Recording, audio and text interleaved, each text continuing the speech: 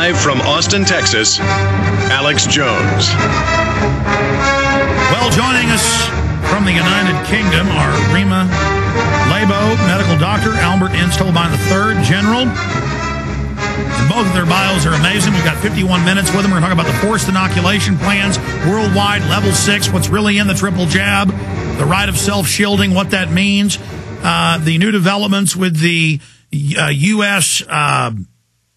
Head science czar writing an internal government textbook, 1,100 pages, on how to carry out a world government eugenics extermination plan. This is confirmation of everything we've reverse engineered. State Department Memorandum 200, United Nations Biological Diversity Assessment 96. We have all the pieces. It's all stated, but this is all in one place. And it's just devastating because, you know, even though I know all this stuff, you don't want to believe they're actually doing it. Forced drugging, forced sterilization, forced abortion, drugs in the water, the food, genetically engineered to sterilize mammals. It's coming up. Major General Albert Burt Stubblebine, the third U.S. Army retired, graduate of U.S. Military Academy, West Point, class of 52, who enjoyed a distinguished 32-year career in U.S. Army, during which he commanded soldiers at every level. After his retirement, he served as VP for Intelligence Systems with BDM, a major defense contractor. He's also taken the set of experiences and become involved in leading edge medical research and development in collaboration with his wife, Rima E. Laibow, MD. He is a long-term, way out-of-the-box thinker who redesigned the U.S. Army's intelligence architecture while serving as the commanding general of the U.S. Army Intelligence School and Center, and helped to define the requirements of the U.S. Army to future conflict, and redesigned and earned his place in the Intelligence Hall of Fame. Many of the innovations he developed helped U.S. conduct the first Gulf War effectively and swiftly with a very low casualty rate. He also commanded the U.S. Army Electronic Research and Development Command and the U.S. Army's Intelligence and Security Command. And it just goes on and on. So I guess, General, then you'd be a Major General when you retired? That is correct. Okay. We're going to go to you in a second, sir, and we appreciate you joining us on the interview today. Let's go to your wife, the medical doctor, first, in light of, give us your perspective, and then I want to get the general's perspective, on the mass eugenics plan. We have right of self-defense. This is a government-level PhD textbook for government leaders, for policy. I've now read over 400 pages of the 1,100. Total nightmare. Doctor, this is exactly what you've been saying for decades. Break down what this new development means, then we'll get the general's take, and then we'll expand out into what this flu vaccination means. I'm happy to do that, Alex, and I want you to know that both the general and I are happy and privileged to have the opportunity to talk to you and your listeners about this.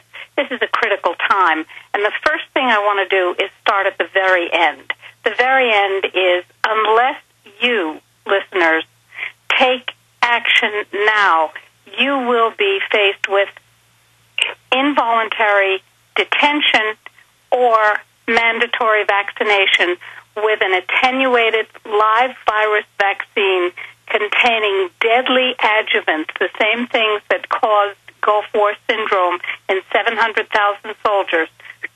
And you will have no recourse, no legal recourse, and you will have no financial recourse because vaccine makers are protected by the Fraud and Death Administration and by the spineless, worthless Congress of the United States. And if you'd like later, Alex, I'll tell you how I feel about the Congress.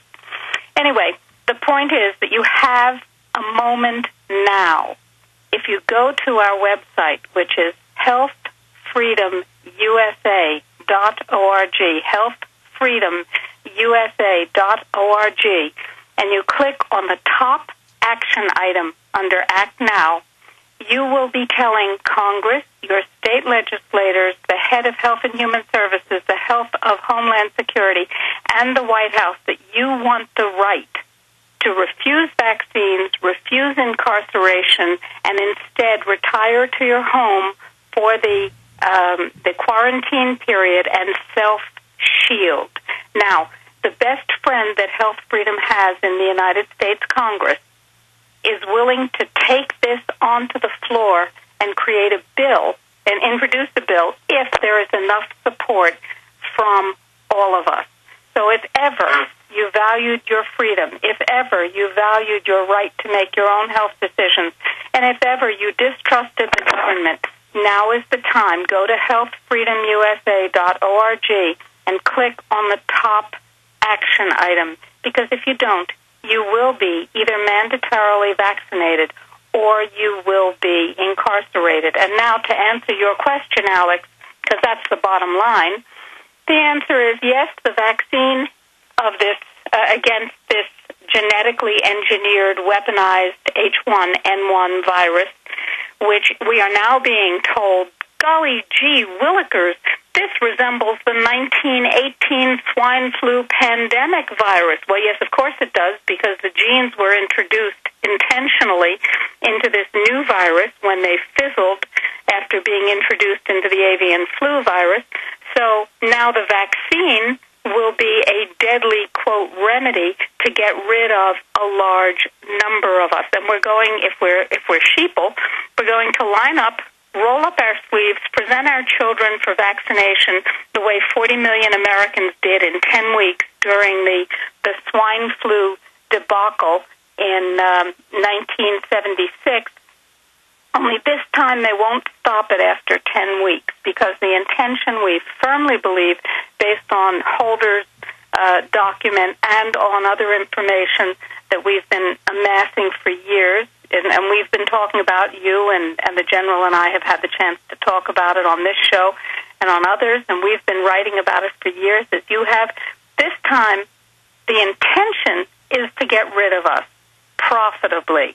The amount of money that is being poured into the coffers of the world's pharmaceutical companies is absolutely unholy, as is the intent. In fact, today, the World Health Organization yesterday, World Health Organization put out a press release saying that what we need for this and the coming pandemics, because remember, Alex, this vaccine is not the last pandemic vaccine. It's the first of many, many, many, many horrors to come until they've gotten rid of all of us.